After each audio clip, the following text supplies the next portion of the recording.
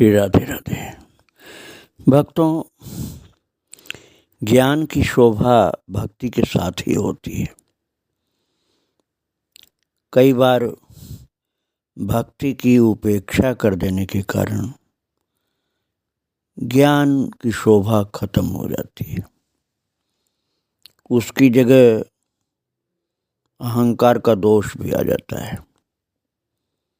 तो अहंकार वाला ज्ञान तो सच्चा ज्ञान नहीं हो सकता है। किंतु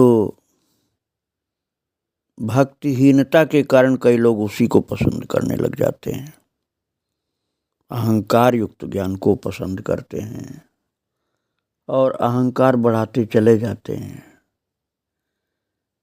किंतु यदि भगवान की कृपा होती है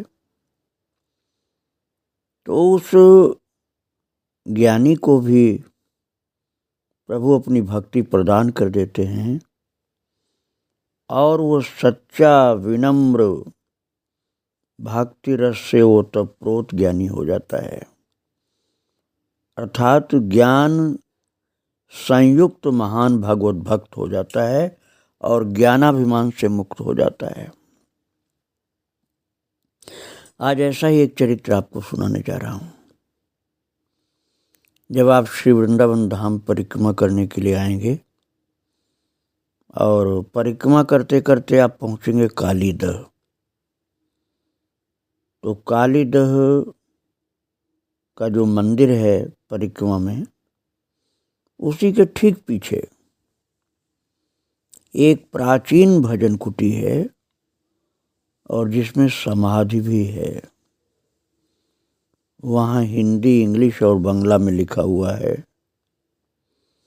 श्री प्रबोधानंद जी महाराज की भजन स्थली एवं समाधि। उसका चित्र आपको देखने को साथ साथ मिल रहा है। मैं भी दर्शन करने गया था।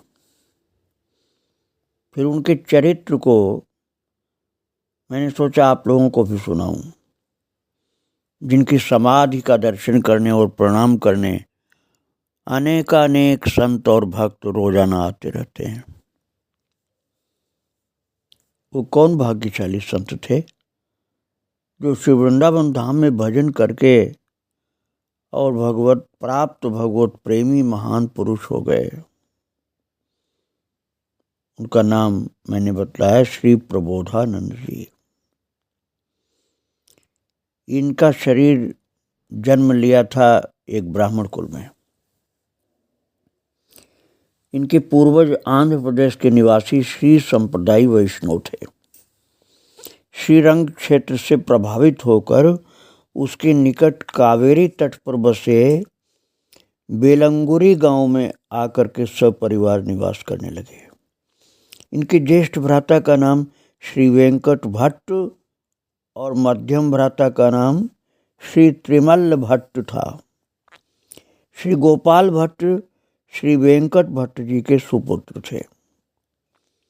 श्री गौरांग महाप्रभु तीर्थ यात्रा के व्याज से, गौरांग महाप्रभु अर्थात चैतन्य महाप्रभु तीर्थ यात्रा करते करते प्रेमा भक्ति का वितरण करते हुए दक्षिण देश में पधारे। तब श्री वेंकट भट्ट ने उन्हें अपने घर चातुर्मास बिताने के लिए आग्रहपूर्वक प्रेम पूर्वक रखा था। फिर भट्ट परिवार महाप्रभु जी के प्रेम से प्रभावित होकर उनके पदाश्रित हो गया और सरस्वती पाद अर्थात ये श्री प्रबोधानंद जी बाल्यकाल में अति प्रतिभाशाली थे और अल्प वयस में ही अनेक शास्त्रों का अध्ययन करके सुप्रसिद्ध विद्वान हो गए और संसार की कटुता का अनुभव कर गृहस्थाश्रम में प्रवेश किए बिना ही काशी आकर उन्होंने संन्यास ग्रहण कर लिया। संन्यास ग्रहण करने पर उनके गुरुदेव ने उनका नाम रखा प्रकाशानंद सरस्वती और बड़े विख्यात हुए काशी में। इनकी विद्वत्ता से प्रभावित होकर अनेक विद्वान छात्र इनसे विद्या लाभ करने लगे। वेदांत पुराण आदि की व्याख्या सुनकर काशीवासी विद्वान और सन्यासी इन पर मुग्ध हो गए। बिंदु माधव के निकट इनका मठ था और ये अद्वैतवाद के प्रधान आचार्य पद पर प्रतिष्ठित होकर उसका प्रचार प्रसार करने लगे। इनके शिष्यों की संख्या महाराज 10,000 के आसपास थी। और उन्हीं दिनों की बात है भक्तों, श्रीमन महाप्रभु चैतन्य महाप्रभु अद्वैतवादी एवं कुतर्कियों को प्रेम प्रदान करते हुए श्री नीलाचल पधारे थे। नीलाचल अर्थात जगन्नाथपुरी। और वहाँ राजा प्रताप रुद्र की प्रेरणा से श्री वासुदेव सार्वभौम भट्टाचार्य निवास करते थे। ये भी प्रकाशानंद के समान अद्वितीय विद्वान और इनसे पूर्ण परिचित थे। इनके पास अनेक वेदांती सन्यासी वेदांत भाष्य का अध्ययन किया करते थे। ये भी श्री गौरांग देव से बहुत प्रभावित हुए और माया मूलक वेदांत भाष्य का खंडन श्रीमन महाप्रभु के मुख से सुन करके महाराज इनका विद्या का अभिमान चूर चूर हो गया। महाप्रभु जी ने वेदांत भाष्य का जो माया मूलक वर्णन है उसका खंडन कर दिया और भक्ति का मंडन किया। तो महाराज षटभुज महाप्रभु का दर्शन करके, चैतन्य महाप्रभु का षटभुज रूप दर्शन किया इन्होंने। पूर्ण रूप से प्रभु चरणों में आत्मसमर्पण कर दिया और उनके अनुयायी बन गए। ये बात जब प्रकाशानंद जी ने सुनी, जो बाद में प्रबोधानंद जी बन जाते हैं, पहले प्रकाशानंद जी थे, तो इन्होंने जब वो बात सुनी, जो अभी परिवर्तन की बात मैं आपको बता रहा था, तो उन्हें बड़ा आश्चर्य हुआ और उन्होंने महाप्रभु को कोई इंद्रजाली समझा। धीरे धीरे इन्हें ये भी ज्ञात हुआ कि मेरे पूर्वाश्रम के भ्राता और भतीजा आदि भी श्री कृष्ण चैतन्य सन्यासी के रंग में रंग गए हैं। तो वो कहने लगे, उसमें कौन सा ऐसा गुण है जो सब पर मोहनी डाल देता है? नाचता गाता और हंसता है, ये कैसा सन्यासी है? इनका मन रीझ उठा और अब ये अद्वैत मत के समर्थन के साथ साथ भक्ति के अनुष्ठानों की निंदा करने लगे। यही बहुत बड़ी गलती हुई भक्तों इनसे। अद्वैत मत एक मत तो है, लेकिन उसके अहंकार में भक्ति की निंदा करना अपराध हो गया इनसे। शंकराचार्य जी भी अद्वैत मत के थे, किंतु भक्ति की निंदा नहीं करते थे। स्वयं वो एक भक्त भी थे और उन्हीं के अनुयायी कहला करके प्रकाशानंद जी अद्वैत मत को तो मानते थे, लेकिन भक्ति की निंदा करने लगे और यहाँ तक कह दिया कि भक्ति तो भावुकों और स्त्रियों का धर्म है। दुर्बल चित्त अज्ञानियों ने इसकी कल्पना कर ली है। ये भी कह दिया कि ज्ञानी या पुरुष होकर नाचना गाना लज्जाजनक है और यहाँ तक कह दिया कि इससे तो मर जाना अच्छा है। महाराज ऐसे ऐसे शब्द बोल दिया प्रकाशानंद जी ने। बहुत अज्ञान की बात थी इनकी। अपने को ज्ञानी कहलाते थे, लेकिन ऐसी अज्ञान की भाषा बोला। भक्ति माता का एक प्रकार से तिरस्कार कर दिया इन्होंने। यदि प्रकाशानंद जी विद्वान थे, त्याग वैराग्य की पराकाष्ठा पर पहुंचे हुए थे, बहुत से सन्यासियों के गुरुपद पर प्रतिष्ठित थे, किंतु मान अपमान ईर्ष्या द्वेष आदि त्यागी विद्वान के भी समाप्त नहीं होते हैं। और महाराज आप क्षमा करना, केवल अहम ब्रह्मास्मि या सोहम की रट लगाकर कोई माया से छुटकारा नहीं पा सकता है जब तक प्रभु का शरणागत न हो। प्रकाशानंद जी सोचते थे कि यदि मेरे सामने एक बार आ जाए, चैतन्य महाप्रभु के विषय में ऐसा सोचते थे, तो कहते थे कि मेरी वेदांत व्याख्या सुन ले वो चैतन्य, तो निश्चित ही उसका नाचना गाना छूट जाएगा। ये अपनी भावनाओं का संवरण नहीं कर पाए और महाराज गौरांग देव पर अपना प्रभाव जमाने के लिए एक श्लोक लिखकर भेजा और उस श्लोक का भाव था,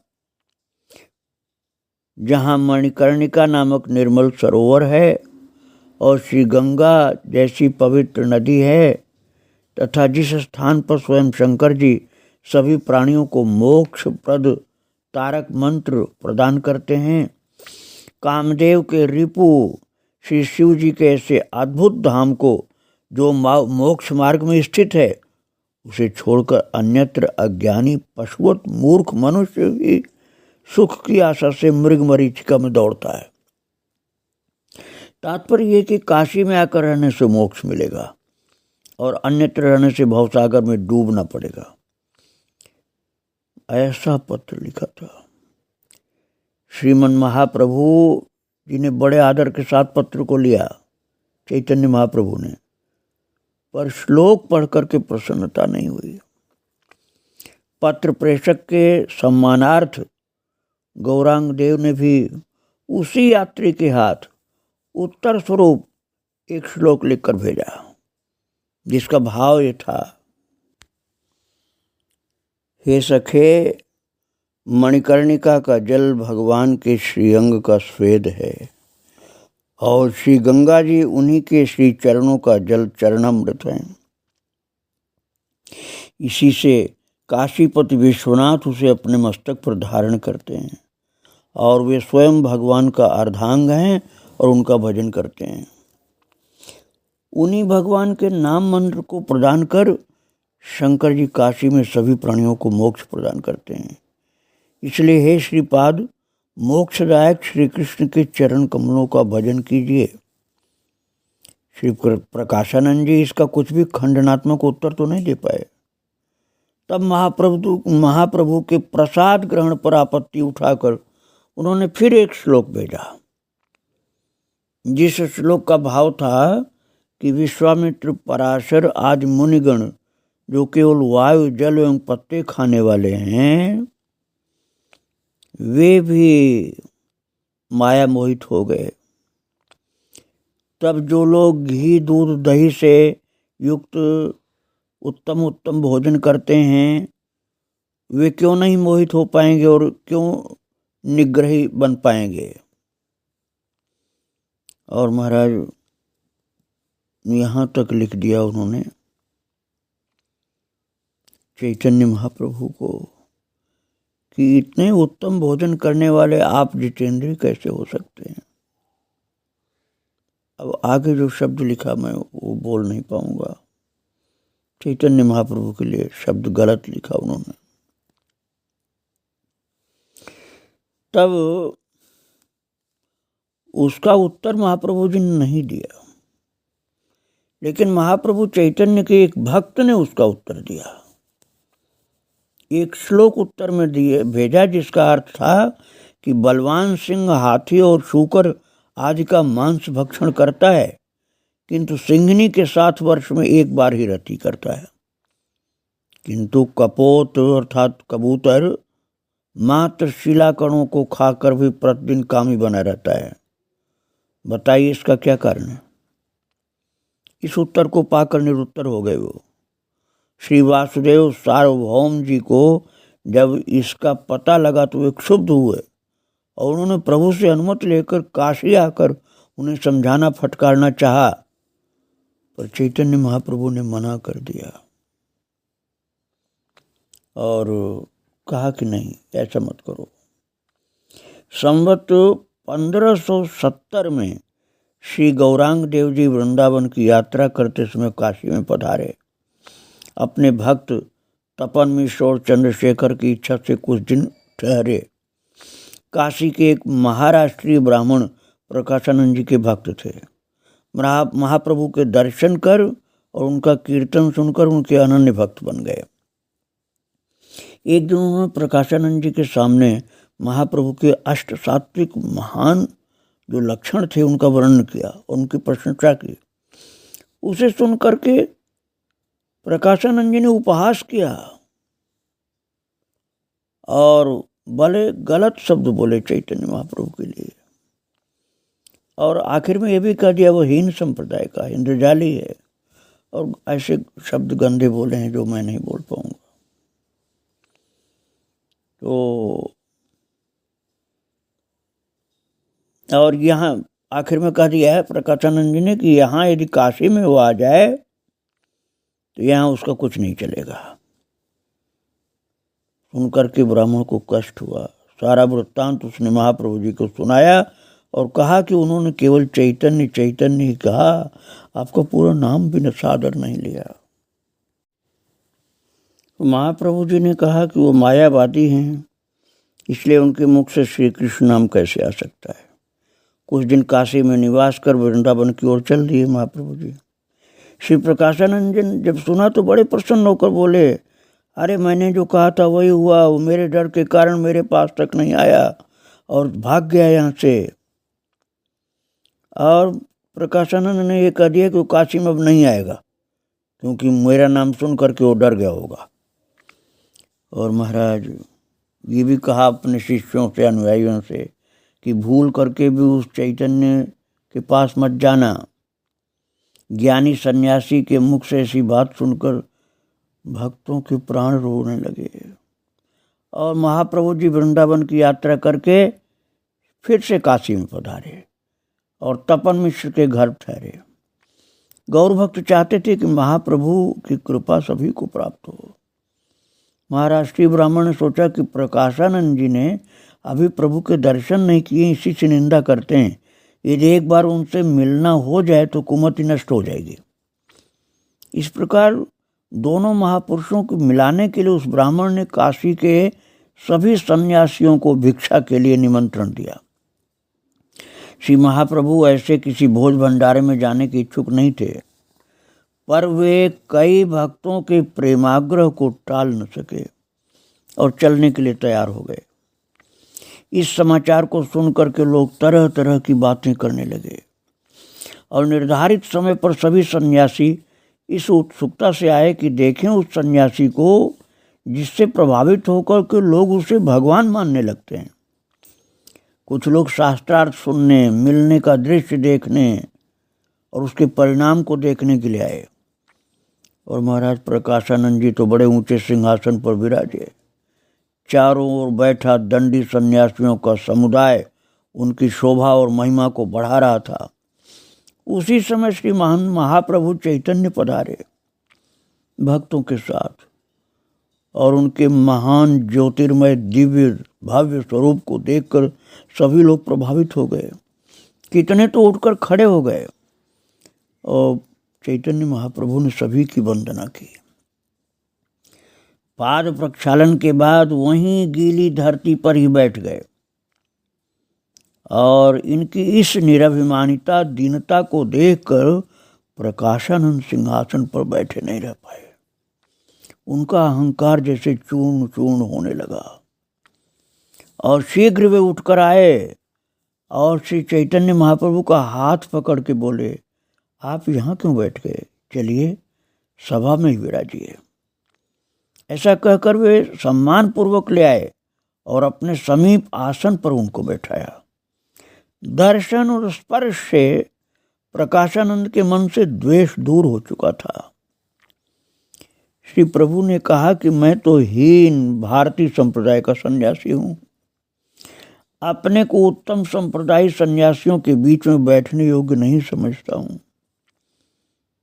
जब चैतन्य महाप्रभु ने ये कहा तो प्रकाशानंद ने कहा, आप केशव भारती के शिष्य हैं, संप्रदायी सन्यासी हैं और धन्य हैं। मुझसे दूर रहने का कोई कारण नहीं। आप काशी में रहें। आप सन्यासी होकर के नृत्य गान करते रहते हैं, ऐसा क्यों करते हैं आप? सन्यासी का धर्म तो वेदांत पाठ और ब्रह्म चिंतन है। प्रभाव तो आपका दिव्य है, फिर ऐसा आचरण आप क्यों करते हैं? तो महाप्रभु जी ने कहा कि सुनिए श्रीपाद, मुझे मूर्ख जानकर मेरे गुरुदेव ने वेदांत पाठ का उपदेश नहीं दिया। उन्होंने श्री कृष्ण मंत्र और श्री कृष्ण का नाम बताकर इसे ही जपने और कीर्तन करने की आज्ञा दी है। और कलिकाल में भगवान नाम को छोड़कर दूसरा कर्म धर्म नहीं है, नाम ही सबकी गति है। ऐसा उपदेश पा करके मैं नाम जप और कीर्तन करने लगा। इससे पागल हो गया, रोने गाने और नाचने लगा। इसे देखकर मेरे गुरुदेव ने कहा कि भगवान नाम का परम फल प्रेम है और नाचना गाना आज उसी के विकार हैं, और मैं अपनी स्वेच्छा से नहीं नाचता गाता हूँ। महाप्रभु की मधुर वाणी सुनकर चित्त कुछ आकृष्ट हुआ। वे सोचने लगे कि ये युवक महान व्यक्ति, मृदुभाषी और सुबोध भी है। यदि मेरे पास कुछ दिन रह जाए तो वेदांत में इसकी रुचि हो जाएगी, फिर ये महापुरुष हो जाएगा। ऐसा विचार कर प्रकाशानंद ने फिर कहा, नाम कीर्तन और प्रेम तो ठीक है, पर आप वेदांत क्यों नहीं पढ़ते सुनते? तो चैतन्य महाप्रभु ने कहा, यदि मैं इसका उत्तर दूं तो आपको दुख हो जाएगा। और प्रकाशानंद बोले, नहीं, आप तो बहुत मधुर वचन बोल रहे हैं, अमृत जैसे बोल रहे हैं, आप कहिए। तो ऐसी प्रकाशानंद जी की बात सुन करके चैतन्य महाप्रभु ने कहा, वेदांत सूत्र ईश्वर के वचन हैं, उनमें भ्रम, प्रमाद, विलिप्सा एवं कर्ण पाठव आदि दोष नहीं है। उपनिषद प्रमाणों से समर्थित तत्व को सूत्र कहता है। मुख्य वृत्ति में उसका अर्थ करने से उसकी प्रामाणिकता की रक्षा होती है। शंकर भाष्य में गौड़ी वृत्ति से सूत्रों का अर्थ किया गया है, अतः उसकी प्रामाणिकता नष्ट हो गई। भक्तों, ये मैं अपनी ओर से नहीं कह रहा हूँ, ये चैतन्य महाप्रभु ने कहा था। उसके श्रवण मात्र से, चैतन्य महाप्रभु ने कहा कि उसके श्रवण मात्र से ब्रह्म जीव के सेव्य सेवक भाव की हानि होती है, अतः वह भक्ति विरोधी है। इसमें महाप्रभु ने कहा कि इसमें लेखक का दोष भी नहीं है, प्रभु ने जैसा लिखा है उन्होंने लिख दिया, मैं उसका अधिकारी नहीं हूँ। ऐसा कह करके प्रभु ने कई सूत्रों के अनुकूल प्रतिकूल अर्थ प्रस्तुत किए, जिसका प्रतिवाद प्रकाशानंद जी नहीं कर सके। उनकी मनोवृत्ति बदल गई। उन्होंने प्रार्थना की, आपने अपनी मधुर वाणी से जो कुछ कहा वो सत्य है। आपके भावों को जाने बिना हमने जो कुछ कहा था, समझा था, वो ठीक नहीं था। आप मुझे क्षमा कर दें। इसके बाद सभी भोजन करके अपने अपने स्थानों को चले गए। यत्र तत्र सर्वत्र इस संवाद की चर्चा होने लगी। प्रकाशानंद का हृदय द्रवीभूत हो गया। अतः प्रभु के वाक्य और उनके रूप माधुर्य में ही मन मग्न रहने लगा। एक दिन श्री प्रभु माधव जी का दर्शन करने गए और वहाँ प्रेमाविष्ट होकर नृत्य और कीर्तन करने लगे। उसे सुनकर प्रकाशानंद जी भी आ गए और प्रभु की तत्कालीन अवस्था को देखकर उन्होंने प्रभु के चरण पकड़ लिए। प्रभु ने कहा, आप जगत गुरु हैं, ऐसा न करें। तब प्रकाशानंद जी ने कहा, मैं आपकी शरण में हूँ। ये सुनकर के महाप्रभु ने उनका आलिंगन प्रदान किया और अब वे गौर कृष्ण के प्रेम में निमग्न हो गए। इन्हें महाप्रभु ने प्रबोधानंद नाम दिया। प्रकाशानंद जी को चैतन्य महाप्रभु ने प्रबोधानंद नाम दिया, जिनकी समाधि कालीधा के पास है। नाम कीर्तन और वृंदावन वास की आज्ञा दी। तब नीलाचल की ओर महाप्रभु जी चल पड़े एवं प्रबोधानंद जी, जो प्रकाशानंद थे, प्रबोधानंद होकर वृंदावन की ओर आ गए। और संवत 1571 में श्री वृंदावन धाम आए। यहाँ लोकनाथ, भूगर्भ गोस्वामी, रूप सनातन आज से मिलकर बड़े हर्षित हुए। श्री गोपाल भट्ट को देखकर तो बहुत संतुष्ट हुए। वृंदावन के रसिकों का निरंतर सत्संग एवं श्री वृंदावन धाम तथा लीला की माधुरी का आस्वादन करते हुए संस्कृत काव्य में उसका वर्णन करने लगे। और इनके ग्रंथों को पढ़ने वाले आनंद रसोन्मत्त होकर झूम उठने। और महाराज ब्रजलीला में सर्वशास्त्र विशारदा जो तुंग विद्या है, नवद्वीप लीला में वही गौर गुणदायक प्रबोधानंद सरस्वती हुए हैं। जैसे जैसे उनकी भक्ति बढ़ती गई, उनके सब जो दोष युक्त कल्पनाएं थी वो सब खत्म हो गई, और जो पहले मायावाद में थे अब भक्ति रस में डूब गए, और उनकी प्रशंसा किया भक्तों ने, विद्वानों ने। एक रसिक अनन्य माल में लिखा है कि प्रबोधानंद सरस्वती बड़े भारी विद्वान एवं काशी के निवासी थे। शास्त्रार्थ में उन्होंने उद्दंड विद्वानों को जीता। काशी से आकर श्री वृंदावन धाम के सभी ठाकुर द्वारे देखे, अनेकों आचार्यों के दर्शन किए, परंतु उनके मत अच्छे नहीं लगे। श्री परमानंद जी रसिक से मिले और सत्संग करके संतुष्ट हुए, पर नित्य विहार की बात उनके मन में नहीं आई। फिर शास्त्रों पुराणों में वर्णित मानसरोवर की महिमा सुनकर कुछ श्रद्धा हुई। तब ये वैशाखी पूर्णिमा को रात में वहां जाकर रहे। गोधन देखकर प्रसन्नता हुई, उसके बाद वहां उदासी दिखाई पड़ी। 2 घड़ी रात गए, वहां भयानक दृश्य दिखाई दिए। फिर सिंह सिंहनी का गर्जन सुनकर शंकित हुए, और उसके बाद नाग नागिन ने दर्शन दिए। पश्चात पवन ने बुहारी लगाई और बादलों ने छिड़काव किया। शीतल मंद सुगंध समीर के स्पर्श से प्रबोधानंद को निद्रा आ गई। श्री कुंज बिहारी ने उन्हें अनधिकारी समझकर मथुरा की कुटी में पहुंचा दिया।